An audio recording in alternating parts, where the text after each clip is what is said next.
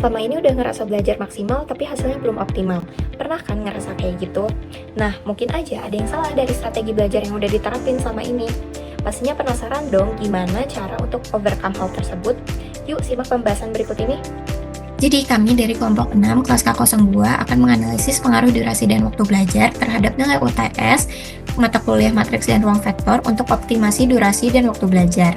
Judul lengkapnya dapat dilihat pada layar berikut ini, dan kemudian permasalahan ini bermula dari sebagian mahasiswa TIMR mata kuliah matriks dan ruang vektor K02 tidak puas dengan nilai UTS-nya, dan dilakukan dengan analisis 5 whys dan ditemukan root cause bahwa mahasiswa tidak memiliki paduan atau rekomendasi jelas mengenai durasi dan waktu belajar yang ideal untuk mencapai hasil yang optimal. Dalam penelitian ini, kami memiliki dua rumusan masalah. Yang pertama yaitu bagaimana durasi dan waktu belajar dapat mempengaruhi nilai pada mata kuliah matriks dan ruang vektor. Serta yang kedua yaitu bagaimana strategi belajar termasuk durasi lama belajar dengan probabilitas paling besar untuk mendapatkan nilai optimal pada mata kuliah tersebut. Buat ngumpulin data, kita udah melakukan survei singkat melalui Google Formulir terkait durasi belajar mereka, dipadukan dengan data nilai yang kami dapatkan dari kelas K02 Mafek. Nah, dari teori-teori yang telah kita kumpulkan sebelumnya, ternyata durasi belajar itu mempengaruhi prestasi belajar kita loh guys. Dan didukung dengan materi dari teori probabilitas seperti rumus peluang umum dan juga distribusi normal, kami mendapatkan hasil sebagai berikut. Oke, kemudian setelah kami mendapatkan data-data dari responden, kami melakukan analisis probabilitas terhadap masing-masing variabel. Yang pertama, kami menganalisis probabilitas durasi belajar menggunakan distribusi normal. Di sini, kami membagi durasi menjadi 4, yaitu kurang dari 2 jam, 2-4 jam, 4-6 jam, dan juga lebih dari 6 jam.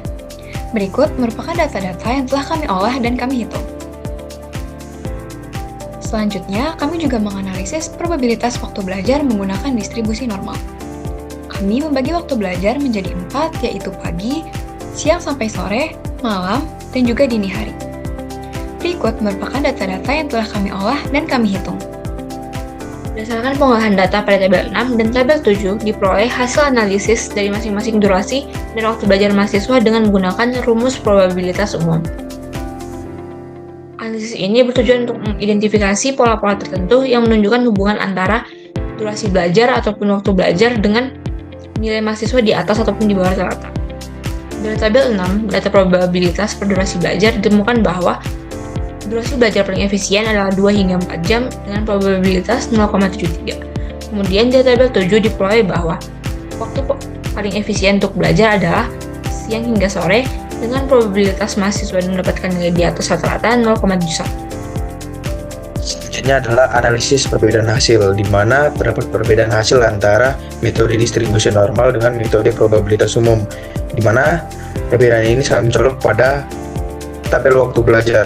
Untuk distribusi normal, mereka menyarankan pagi, sedangkan untuk probabilitas umum disarankan dari siang sampai sore. Namun, karena jumlah data yang dipakai dalam hal ini tidak banyak dan juga tidak merata, sehingga hasil probabilitas umum lebih akurat dalam hal ini. Sehingga kami memilih hasil dari probabilitas umum dengan waktu 2-4 jam dan juga pada waktu siang sampai sore. Kesimpulan yang dapat ditarik pada penelitian ini adalah yang pertama, hubungan antara durasi dan waktu belajar pada nilai mata ujian matriks dan ruang vektor adalah dapat dihitung menggunakan rumus probabilitas umum.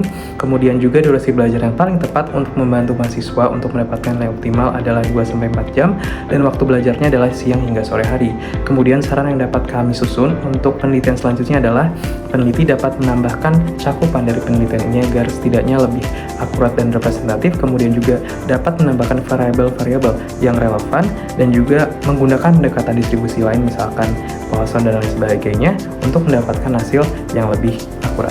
Kemudian juga untuk objek penelitian kami menyarankan untuk belajar sesuai dengan cara masing-masing individu dan juga menghindari sistem kebus malam dan belajar secara konsisten serta memperhatikan materi di kelas agar mendapatkan pemahaman yang lebih baik.